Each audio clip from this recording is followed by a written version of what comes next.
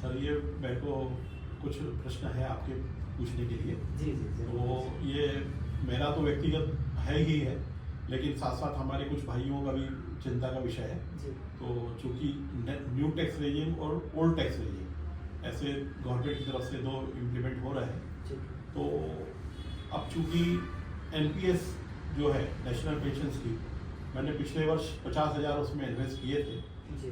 तो क्या मैं इस वर्ष 50,000 उसमें इन्वेस्ट करूंगा तो मुझे न्यू टैक्स रेजिम में बेनिफिट मिलेगा? देखिए भाई साहब, यहाँ पर दो बातें हैं। जी। पहली बात, क्या न्यू टैक्स रेजिम में एनपीएस का डिडक्शन है? तो इसका उत्तर तो नहीं है। ओके, एनपीएस का न्यू टैक्स रेजिम में अगर एम्प्लॉई कोई कंट्रीब्यूशन करता है या कोई व्यक्ति जो एम्प्लॉय नहीं है, कोई सेल्फ एम्प्लॉयड है, वो कंट्रीब्यूशन करता है, तो न्यू टैक्स रेजिम में उसकी छूट नहीं दी गई है। ओके, एक पहलू है। दूसरा पहलू है जो एनपीएस है, इसे अगर आप इन्वेस्टमेंट के पॉइंट ऑफ व्यू से देखते हैं तो मेरी समझ में ये बहुत अच्छा इन्वेस्टमेंट एवेन्यू है आपके लिए। अगर इसके रिटर्न्स की मैं बात करूं या प्रिंसिपल की सेफ्टी की मैं बात करूं, क्योंकि गवर्नमेंट स्पॉन्सर्ड स्कीम है, तो आपका मूलधन भी सुरक्षित रहता है और ब्याज दर भी आपको मार्केट में जो एफडीज या दूसरे जो ऑप्शंस अवेलेबल हैं उनकी तुलना में इसमें ज़्यादा मिलता है। ओल्ड टैक्स रिजीम में अभी भी ये सुविधा उपलब्ध है। आप अगर इन्वेस्ट करते हो तो आपको डिडक्शन मिलता है। आपको कंपैरेटिवली देखना चाहिए। एक तरफ ओल्ड टैक्स रिजीम है जिसमें टैक्स रेट थोड़ा ज़्यादा है, लेकिन इस टाइप के डिडक्शंस अभी भी उपलब्ध हैं। तो आप दोनों का एक कंपैरेटिव एनालिसिस कर सकते हो, जिसमें आपका टैक्स कम लगे उससे आप ऑप्ट कर सकते हो। अच्छा, यहाँ पर एक चीज़ जो ध्यान में रखना चाहिए वो ये है कि जो ओल्ड टैक्स रिजीम है वो अगर आप उसमें जाना चाहते हो तो फिर आपको चूज करना पड़ता है। ओके, ओल्ड टैक्स रिजीम को बाय डिफॉल्ट टैक्स रिजीम बना दिया गया है। बाय डिफॉल्ट टैक्स रिजीम का मतलब है कि अगर आप कुछ नहीं करेंगे तो ये मान लिया जाएगा कि आपने न्यू टैक्स रिजीम ली है। यस। ओके, तो एक पॉजिटिव एक्शन चाहिए पड़ेगा अगर आप ओल्ड टैक्स रिजीम चाहते हो। तो ये मेरी समझ में आपके इस प्रश्न का उत्तर हुआ। जी। अब चूंकि जो एनपीएस है जी, उम्र के 75 वर्ष तक उसमें इन्वेस्टमेंट हो सकता है। ठीक है। यानी आपने जो बताया है कि इसमें टैक्स बेनिफिट तो है, तो सबसे ज़्यादा investment purpose, investment rate of interest अच्छा है, जी। गवर्नमेंट की स्कीम है जी। और चूंकि नेचुरली अच्छा है जी। और हम फायदा भी ले रहे हैं। जी। लेकिन प्रश्न ये उठता है कि न्यू टैक्स रेजिम में उसको इंक्लूड करना चाहिए था गवर्नमेंट को। बीइंग गवर्नमेंट स्कीम, जी, ये अपना व्यक्तिगत है, ठीक है, सबके जनहित के दृष्टि से। सही बात है। देखिए, यहाँ पर हमारे दो रोल होते हैं, है ना। एक रोल तो ये होता है कि भाई कानून बना हुआ है, हम उसका पालन करें। इसके लिए जरूरी है कि भाई कानून क्या है ये हमें मालूम होना चाहिए। ठीक है, ये होता है कि हम कंप्लायंस में हैं, राइट। अभी एक और एस्पेक्ट है, जैसा भी आपने कहा कि भाई हम सबके हित के लिए अगर सोच रहे हैं तो इसके लिए अभी जैसे बजट आने वाला है, अभी मतलब ऑनरेबल एफएम, ऑनरेबल पीएम साहब पब्लिक से सजेशंस या रिकमेंडेशंस भी मांगते हैं। तो आप इनके पास इनका जो ट्विटर का जो अकाउंट है वहाँ पर आप जाकर, आजकल एक्स बोलते हैं, ट्विटर नहीं बोलते हैं, उसमें जाकर के आप अपने सजेशंस दे सकते हैं विद प्रॉपर रिकमेंडेशंस या विद प्रॉपर रीजनिंग की भी क्यों आपको लगता है कि ये न्यू टैक्स रिजीम में भी होना चाहिए। तो ये एक अपना ओपिनियन हो सकता है। बिल्कुल। मेरी समझ में देखिए, old tax regime and new tax regime में जो दो डिफरेंस है वो बहुत क्लियर होने चाहिए हमें। पहला डिफरेंस है कि tax rate new tax regime में कम है। ओके, ओल्ड टैक्स रिजीम के कंपैरिजन में न्यू टैक्स रिजीम में टैक्स की दरें कम है। दूसरा डिफरेंस, ओल्ड टैक्स रिजीम में डिडक्शंस उपलब्ध हैं, न्यू टैक्स रिजीम में डिडक्शंस उपलब्ध नहीं है। ओके, तो कहीं ना कहीं ये एक का बेनिफिट या दूसरे का लॉस एक दूसरे को ऑफसेट जरूर कर रहा है। yes. और गवर्नमेंट का जो रुझान है, मुझे लगता है कि वो न्यू टैक्स रिजीम की तरफ है।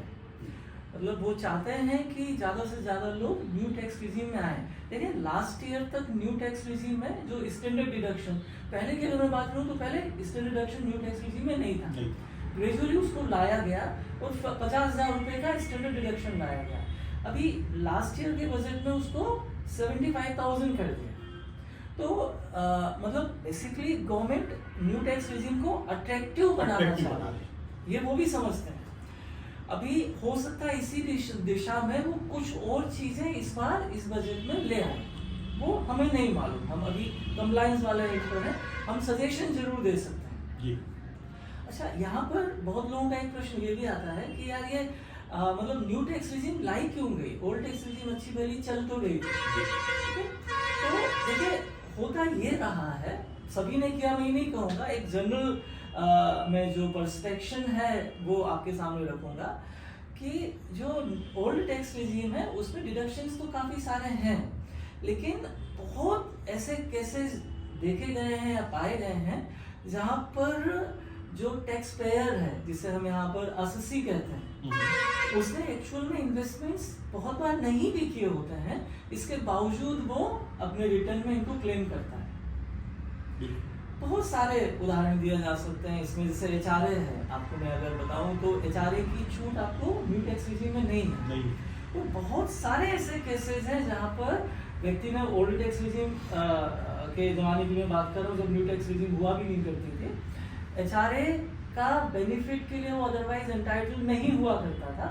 इसके बावजूद उसने एचआरए का डिडक्शन क्लेम किया। और होता यह है कि देखिए जो सैलरी वाले लोग होते हैं, एचआरए बेसिकली सैलराइज्ड लोगों के लिए है, इनकी क्वांटिटी बहुत ज़्यादा है जो सैलरी वाले इंडिविजुअल रिटर्न फाइल करने वाले हैं, बट इनका जो टोटल टैक्स का जो गवर्नमेंट का बास्केट है उसमें कंट्रीब्यूशन उतना नहीं है। मतलब अगर डिपार्टमेंट एक एक व्यक्ति का एक एक सैलरी से इनकम अर्न करने वाले व्यक्ति का रिटर्न स्क्रूटनी में लेगा तो गवर्नमेंट के पॉइंट ऑफ व्यू से बहुत कॉस्ट इफेक्टिव नहीं है। मतलब वो अगर ये देखना चाहें कि भाई इन्होंने सारे डिडक्शन सही तरह से क्लेम किए हैं नहीं किए हैं, तो इस प्रोसेस को स्क्रूटनी कहते हैं। ओके, अगर वो स्क्रूटनी करने पर जाएंगे तो हो सकता है कि उनको बहुत सारे टैक्स इवेजन्स मिले, लेकिन वो मेरी समझ में नंबर्स में ज़्यादा होंगे, अमाउंट वाइज जो टैक्स इवेजन्स की जो रिकवरीज बनेंगी वो उतनी नहीं बनेंगी। मैन फोर्स इन्वॉल्व होगी, गवर्नमेंट के रिसोर्सेज इन्वॉल्व होंगे, लेकिन हाथ में हो सकता है बहुत कुछ ना आए, प्लस वो अननेसेसरी के लिटिगेशंस होंगे ना डिफरेंट अथॉरिटीज के पास, आईटीएटी हाई कोर्ट के लेवल तक, फिर वो हरेसमेंट्स के इश्यूज आते हैं, ह्यूमन राइट्स के इश्यूज आते हैं। तो मेरी समझ में गवर्नमेंट ने ये जो न्यू टैक्स रेजिम का जो रास्ता चुना है वो शायद इन सब चीज़ों को ध्यान में रखते हुए चुना है।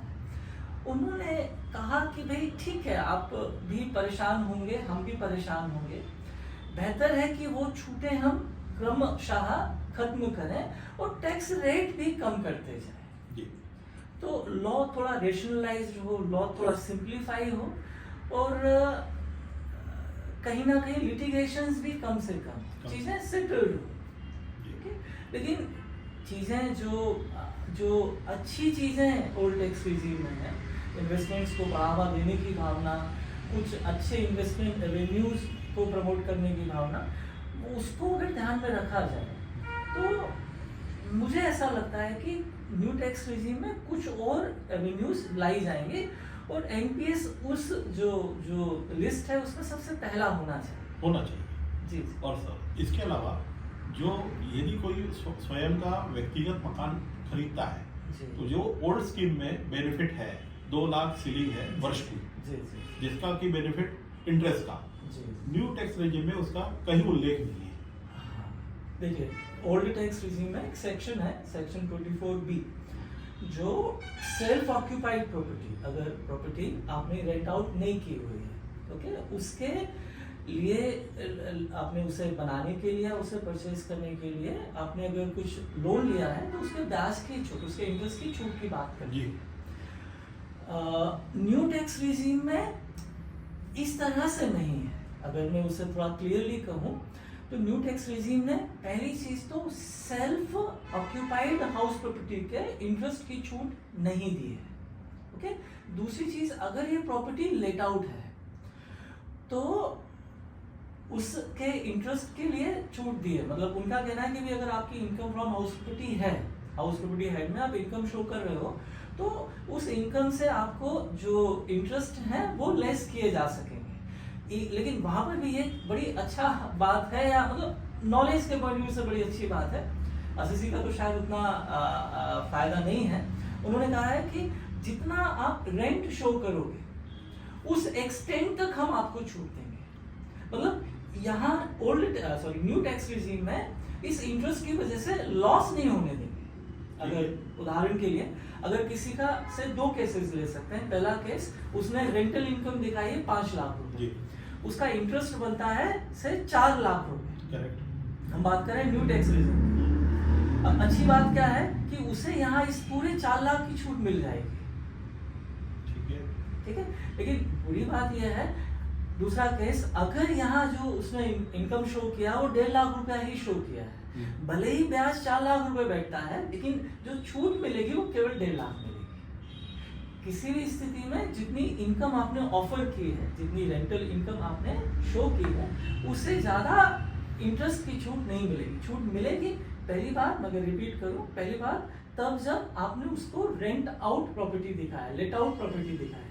दूसरी बात, to the extent of income offered मिलेगी, जितना आपने इनकम दिखाई है उस सीमा तक मिलेगी। तो ये कहना कि ब्याज की छूट नहीं है, ये पूरी तरह से सही स्टेटमेंट नहीं है। लेकिन हाँ, अगर प्रॉपर्टी सेल्फ ऑक्यूपाइड प्रॉपर्टी है तो न्यू टैक्स रिजीम में ब्याज की छूट नहीं है। सर, इसमें ऐसा भी हो सकता है कि यदि न्यू ऑक्यूपाइड उसने बेनिफिट लिया है, यानी मकान खरीदा है, लेकिन स्वयं रह रहा है, ठीक, उसको डबल मार पड़ रही है। एक तो उसको EMI भी देना है, टैक्स बेनिफिट भी नहीं है, क्योंकि उसने रेंट पे नहीं दिया मकान। यदि रेंट पे देता तो बेनिफिट मिलता, क्योंकि उसके जेब के ऊपर महंगाई को देखते हुए, महंगाई तो सबके लिए है, तो डबल जो मार पड़ रही है उस बेनिफिट जो मिलना चाहिए एम्प्लॉय को। आप सही कह रहे हैं, थोड़ा सा क्लियर करें इसको। देखिए, डबल मार तो देखने का एक तरीका, देखिए मैं कहीं से भी गवर्नमेंट को सपोर्ट नहीं कर रहा हूँ, कहीं मैं किसी व्यक्ति विशेष को सपोर्ट कर रहा हूँ, हम तो एक जनरल डिस्कशन पर हैं। देखिए, अगर आपने घर खरीदा हुआ है, घर बनवाया हुआ है, तो वहां पर 2 पॉजिटिव चीजें भी हैं। एक तो आपको रेंट नहीं देना पड़ता, मतलब आप अपने घर पे हो, पीस ऑफ माइंड खुद के घर में रहना है वो कहीं नहीं है। तो एक, अगर मैं डबल मार को नेगेटिव करने जाऊं तो पहला तो आपको रेंट की बचत है। दूसरी बात अगर करें तो आपको आपकी प्रॉपर्टी में कैपिटल एप्रिसिएशन भी मिलता है। मतलब अगर आपने कोई प्रॉपर्टी आज खरीदी और किसी वजह से आप उसे भविष्य में सेल करते हो, या भविष्य की अगर हम बात करें, आप अपने परिवार, अपने बच्चों के भविष्य के लिए अगर आप चाहें, तो वो घर आपके लिए बहुत अच्छी पूंजी का काम करता है। मतलब बहुत सारे इन्वेस्टमेंट्स हैं, उनमें से बड़े बूढ़े जो हमारे मानते थे कि भाई आपको स्टेबल कब कहा जाता है, तब जब आपने घर ले लिया। तो ये कुछ पॉजिटिव्स भी हैं, खासतौर से जो कैपिटल एप्रिसिएशन है। देखिए, उस पर भी कैपिटल गेन टैक्स है, वो भी टैक्स फ्री नहीं है, ओके। लेकिन फिर भी वहां पर जो पास्ट ईयर्स में हम रिटर्न की बात करें, रियल एस्टेट सेक्टर में अच्छे खासे रिटर्न्स हैं। मतलब हम नॉर्मली जो इन्वेस्टमेंट्स के लिए जाते हैं, उसके कंपैरिजन में प्रॉपर्टी में इन्वेस्टमेंट्स आपको अच्छा पैसा देकर जाता है। तो केवल इस वजह से कि आपको इनकम टैक्स में छूट नहीं है, अगर मैं इसको थोड़ा तटस्थ तरीके से बात करूं, तो भले ही आपको इनकम टैक्स में बेनिफिट्स नहीं है, तो भी इस वजह से कि बेनिफिट्स नहीं है, आपको घर खरीदना या घर बनवाने का निर्णय त्याग नहीं देना चाहिए। अगर आप ऐसा करते हो तो वो शायद उतना सही निर्णय नहीं होगा। एंड ओल्ड टैक्स रिजीम तो आपके पास वैसे भी अवेलेबल है, मतलब ऐसा नहीं है कि उन्होंने ओल्ड टैक्स रिजीम को पूरी तरह से नकार दिया है।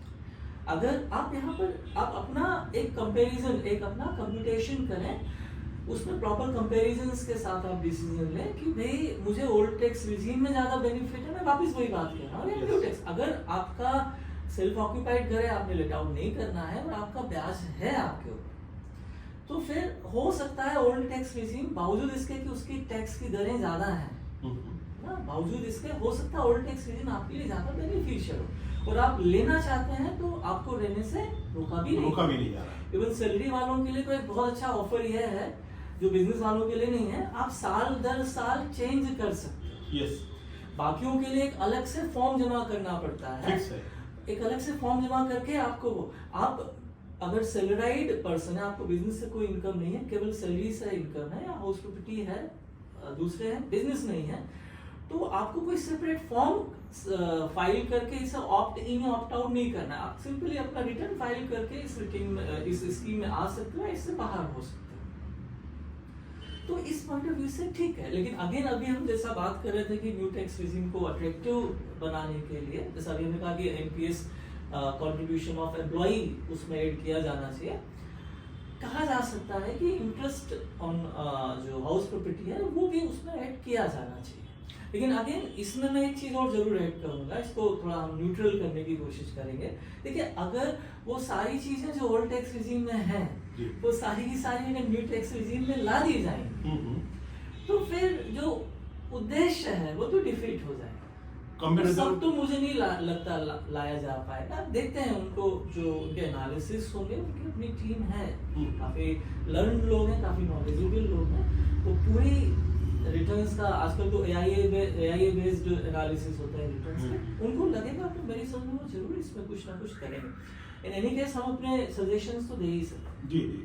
और आने वाले जो बजट होगा निश्चित रूप से देश के लिए, हम सबके लिए अच्छा हो, प्रयास तो और होते हैं। जो न्यू टैक्स रेजिम और ओल्ड टैक्स रेजिम का जो खाई है, जिसमें जो बेनिफिट्स और लॉसेस बोथ साइड, खास करके जो इसमें है इसमें नहीं है, ये डिफरेंस तो रहेगा ओल्ड और न्यू का, लेकिन इतना ना रहे कि सामने वाला उसको ऑप्ट करने में, अरे यार ये लेते तो अच्छा रहता, ये लेते तो लॉस है, और उसको तटस्थ रूप से, उसको निर्णायक रूप से, और जो सबके हित में है, जो देश के हित में है, वो किया जाए तो ज्यादा अच्छा रहेगा। सही कहा आपने। इसमें मैं एक चीज और ऐड करूंगा, जैसे बहुत बार ऐसे भी क्वेश्चंस हमारे पास आए हैं कि हमने जब हमारा जो ऑफिस में, हमें आजकल क्या है कि एमएनसी से उनके अपने सॉफ्टवेयर्स होते हैं, तो मिड ऑफ द ईयर वो अपने एम्प्लॉइज से इंफॉर्मेशन मांगते हैं, और उसमें एक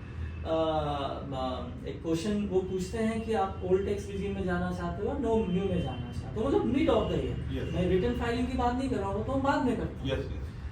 वो उसकी एक वजह है, वो एम्प्लॉयर उस हिसाब से अपने एम्प्लॉइज का टीडीएस करता है। तो बहुत बार हमारे पास डाउट्स आते हैं कि सर हमने अपने एम्प्लॉयर को तो न्यू टैक्स रिजीम दे दी, अभी ईयर एंड हो चुका है, हमारे पास पूरे साल की पिक्चर आ चुकी है, अब मुझे लगता है कि मेरे लिए ओल्ड टैक्स रिजीम बेटर होती है, लेकिन मैंने एम्प्लॉयर को तो न्यू के हिसाब से बता दिया। तो क्या अभी मैं अपना रिटर्न फाइल करते समय ओल्ड में जा सकता हूँ? उल्टा भी हो सकता है, शुरुआत में मैंने ओल्ड दे दिया, क्या मैं अभी न्यू में आ सकता हूँ? तो इसका आंसर यस है। ओके, मतलब वो जो आपने एम्प्लॉयर को दिया है वो इनकम टैक्स के पॉइंट ऑफ व्यू से फाइनल नहीं है। ओके, अब इवन ये चीज तो क्लियर हो गई। तो ये जो खाई की हम बात कर रहे थे, हम उसको एड्रेस करने की कोशिश कर रहे हैं। एक दूसरा एक कैटेगरी ऑफ डाउट है कि हमने रिटर्न भी फाइल कर दिया, हमने किन्हीं टैक्स कंसल्टेंट्स की हेल्प ली थी जो कंपैरेटिवली लेस एक्सपीरियंस थे, या हमने कई बार हमने सुना है हमने खुद ही ने फाइल किया, हमारे ऑफिस में कोई सीनियर थे वो सबका कर रहे थे तो उन्होंने हमारा भी कर दिया। ऐसे बहुत केसेस होते हैं, उन्होंने ओल्ड से कर दिया। कई बार ऐसे लोग आते हैं जो बोलते हैं सर एक बार आप इसको रिव्यू कर लीजिए। कई बार ऐसे लोग भी आते हैं जिन्होंने अपने कैलकुलेशंस किए और उन्होंने समझ लिया कि यार हमारे लिए दूसरी वाली टैक्स रेजिम ज्यादा बेनिफिशियल है, लेकिन उनका प्रॉब्लम, उनका क्वेश्चन यह है कि सर हमने रिटर्न तो फाइल कर दिया, इवन एम्प्लॉयर को कुछ और बोला था, न्यू बोल दिया था, रिटर्न ओल्ड से कर दिया, और अब लग रहा है कि नहीं न्यू ही बेटर थी, तो अब क्या करें सर रिटर्न फाइल कर चुके हैं। लेकिन बहुत बार तो ऐसा होता है कि रिफंड भी आ चुका है, आजकल तो रिफंड भी बड़े फास्ट प्रोसेस होता है, तो हम अब क्या करें? देखिए यहाँ पर एक प्रोविजन और अवेलेबल है, सेक्शन 139 सब सेक्शन 5 कहते हैं इसको रिवाइज्ड रिटर्न का प्रावधान, रिवाइज्ड रिटर्न ऑप्शन। आप जिस असेसमेंट ईयर का आप रिटर्न फाइल करना चाह रहे हो, जैसे असेसमेंट ईयर 25-26 के रिटर्न फाइल होंगे अभी, नॉर्मली उसकी जो डेट होती है वो 31 जुलाई 2025 होगी। आप 31 दिसंबर 25 तक उस रिटर्न को जो आप फाइल कर चुके हो रिवाइज्ड कर सकते हो, ये ऑप्शन है। ओके, जैसे अभी मैं अगर कहूँ कि हम 30 जनवरी पर खड़े हुए हैं, जो पिछला साल था, जो असेसमेंट ईयर 24-25 का रिटर्न फाइल जिन्होंने कर दिया है, अगर वो इंडिविजुअल है और रेसिडेंट है, तो उनको रिवाइज रिटर्न फाइल करने की डेट 31 दिसंबर 24 होती थी, उसे भी 15 डेज एक्सटेंड किया हुआ है। मतलब 15 जनवरी 25 तक वो 24-25 का रिटर्न रिवाइज कर सकते हैं, उसके बाद नहीं कर पाएंगे। वैसे ही अगले साल की अगर मैं बात करूं तो अभी तक डेट का कोई अगर एक्सटेंशन का नहीं है, बहुत जल्दी होगा एक्सटेंशन की बात करना। 31 दिसंबर 25 तक वो रिटर्न को रिवाइज भी कर सकते हैं।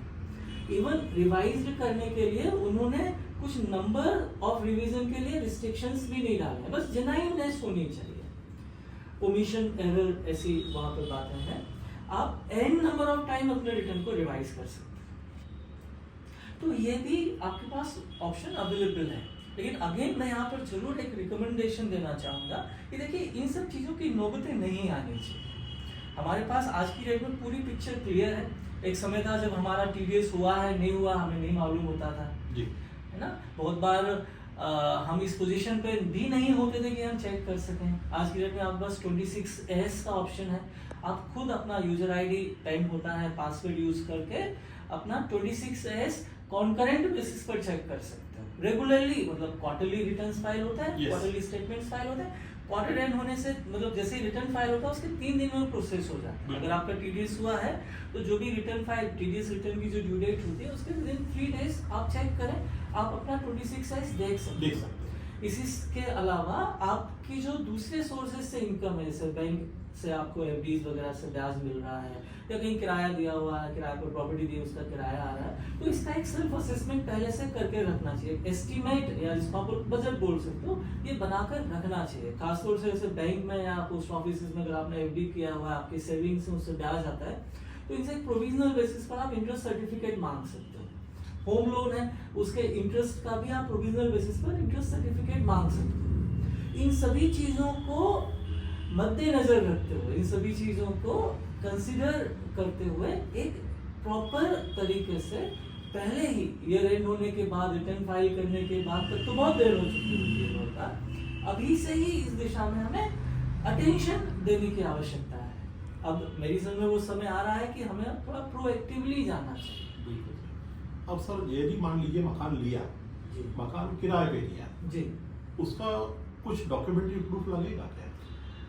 देखिए, बहुत बेसिक चीज है ये कि आपको कुछ भी हो, फाइनेंशियल कोई भी ट्रांजेक्शन्स हो, अगेन थोड़ा सा हम बहुत नैरो माइंडेड हो जाते हैं अगर हम केवल इनकम टैक्स डिपार्टमेंट को ध्यान में रख के बात करें, है ना। हमें थोड़ा एक नॉर्मल फाइनेंशियल ट्रांजेक्शन्स की तरह इन चीजों को देखना चाहिए। इनकम टैक्स की बात तो बहुत बाद में आती है। सबसे पहली चीज आप मुझे बताइए, आपने अगर अपनी प्रॉपर्टी किसी को किराए पर दी है, ओके, हमने बहुत सारे प्रॉपर्टी रिलेटेड इश्यूज सुने हैं, है ना। सामने वाला प्रॉपर्टी खाली नहीं कर रहा, या प्रॉपर्टी में डैमेजेस हो रहे हैं, प्रॉपर्टी खाली भी नहीं कर रहा और किराया भी नहीं दे रहा, या किराया दे रहा है लेकिन बहुत समय से सेम दे रहा है, बढ़ा नहीं रहा है। भाई प्रॉपर्टी का रिनोवेशन होना है, रिपेयर होनी है, वाइट वॉशिंग होनी है, ये किसकी जिम्मेदारी रहेगी, वाटर टैक्स देना किसकी जिम्मेदारी रहेगी, ऐसे बहुत सारे इश्यूज होते हैं। मेरी समझ में इनकम टैक्स को एक तरफ रखकर अगर मैं बात करूं, सबसे पहले तो आपको एक प्रॉपर रेंट एग्रीमेंट एग्जीक्यूट करके ही प्रॉपर्टी किराए पर देना चाहिए। ये एक बहुत बेसिक बात मैं कर रहा हूँ, ये इसका इनकम टैक्स से अभी रेफरेंस नहीं ले रहा हूँ, होना ही चाहिए। अब देखिए, अगर आपके पास एक प्रॉपर रेंट एग्रीमेंट है, एक वैलिड रेंट एग्रीमेंट है, तो अगर आवश्यकता पड़ती है तो आपको इनकम टैक्स में भी हेल्प कर सकता है। इसी तरह से बहुत बार होता है, अभी सामने वाला बोल रहा है मैंने आपको किराया दे दिया, आप बोलो नहीं यार मुझे किराया नहीं मिला। हो सकता है। अब यहाँ पर दोनों में से कोई भी एक पक्ष का हो सकता है गलत हो सकता है इंटेंशनली, हो सकता है अनइंटेंशनली। ये चीजें डिस्प्यूट्स को जन्म देती है। अगेन इनकम टैक्स को दरकिनार रखते हुए हम बात करें, क्या आपके पास ऐसे ट्रांजैक्शंस का एक वैलिड प्रूफ वैसे भी नहीं होना चाहिए? क्या हम ऐसी कोई प्रैक्टिस नहीं बना सकते? आज की डेट में आपके पास इलेक्ट्रॉनिक मीडियम्स हैं, मेल पर आप ऐसा कर सकते हो। एक इंफॉर्मेशन टेक्नोलॉजी एक्ट पास हो चुका है जो बड़े क्लियरली कहता है जो जो चीजें रिटर्न में होना चाहिए वो चीजें अगर इलेक्ट्रॉनिक मोड पर हैं, इलेक्ट्रॉनिक मोड आप समझते हो, मोबाइल पर हो सकता है, कंप्यूटर पे हो सकता है, सॉफ्ट में है, तो that will be treated as good as return documents. Yes, बस वो स्टाम्प ड्यूटी अगर है तो वो बात अलग होगी, वो मान्यता है उसकी। तो हम क्यों ना आपस में इस तरह से एक कम्युनिकेशन रखें, हमारे आपके बीच में संबंध बने रहे, हमारे आपके बीच में क्लैरिटी होनी चाहिए। ये जो चीजें हैं आगे हमें इनकम टैक्स जैसी जगहों पर भी हेल्प बिल्कुल कर सकती है। तो ये तो बहुत फंडामेंटल चीज है हमारे यहाँ, मतलब हमारी कंट्री में जो सबसे बड़ा जो मतलब ड्रॉबैक मैं कह सकता हूँ, या जो थोड़ा सा लेक ऑफ अवेयरनेस है, बहुत सारी चीजों के लिए क्राइटेरिया इनकम टैक्स या जीएसटी ऐसे एक्ट्स बने हुए हैं। हमारे यहाँ बिजनेस को या जनरल ट्रांजैक्शंस, फाइनेंशियल एस्पेक्ट्स को प्रायोरिटी में नहीं रखा जाता। वो भी इनकम टैक्स या दूसरी चीजें इसलिए वो लोग ध्यान में रखते हैं क्योंकि वो कंपलसरी है, प्रॉपर एंट्री होनी चाहिए। यस, दूसरे लोग हैं जो एनफोर्स करते हैं, हम सेल्फ एनफोर्समेंट क्यों नहीं करते? तो ये चीजें वैसे भी होनी चाहिए। And no doubt income tax वालों को आपके ट्रांजैक्शंस की जेन्युइननेस देखने का अधिकार है। वो आपसे मांग सकते हैं कि आपने ऐसा कोई ट्रांजैक्शन किया है, आपको प्रूफ करना पड़ सकता है। बैंकिंग ट्रांजैक्शंस होंगे तो वो हमेशा बेटर होता है। ओके, कुछ सेक्शंस हैं जो एक्सपेक्ट करते हैं कि इतने से ज्यादा, अगर कोई बिजनेस पर्सन है 10,000 रुपए से ज्यादा अगर किराया पे कर रहा है, कैश देगा तो डिसअलाउड हो जाएगा उसको। यस, है ना? ऐसे बहुत सारे प्रोविजंस हैं इनकम टैक्स में, तो उनको भी ध्यान में रखते हुए हमें इन्हें बैंकिंग चैनल के थ्रू करना चाहिए। बैंकिंग चैनल के थ्रू करने से एक सबसे बड़ा फायदा ये भी है कि आप आगे पीछे उसे कोर्ट ऑफ लॉ में प्रेजेंट कर सकते हो, आपके पास एक सॉलिड एविडेंस। तो हमेशा इसको ध्यान में रखना चाहिए। अगर एचआरए का क्लेम आप कर रहे हो, 1 लाख रुपए से ज्यादा का किराया दिखाते हो, तो अपने एम्प्लॉयर को आपको सामने वाले का पैन नंबर भी देना होगा। तो वो सब चीजें मैं कह रहा हूँ कि वो लॉ है, वो अपनी जगह। आपको मालूम है, नहीं मालूम है, ना मालूम होने की वजह से आगे जाकर नुकसान उठाना इससे अच्छा है कि जो जनरल लॉ है, भाई हम अगर किसी को प्रॉपर्टी रेंट पर दे रहे हैं तो ये आपके हमारे बीच में क्लैरिटी के लिए उसे लिखित में रख लें, ये हमेशा हेल्प करे। तो इसको यहाँ से पकड़ना चाहिए। एक तो बहुत अच्छा बताया आपने। इसके अलावा ये तो हो गया सर इनकम टैक्स का। जी।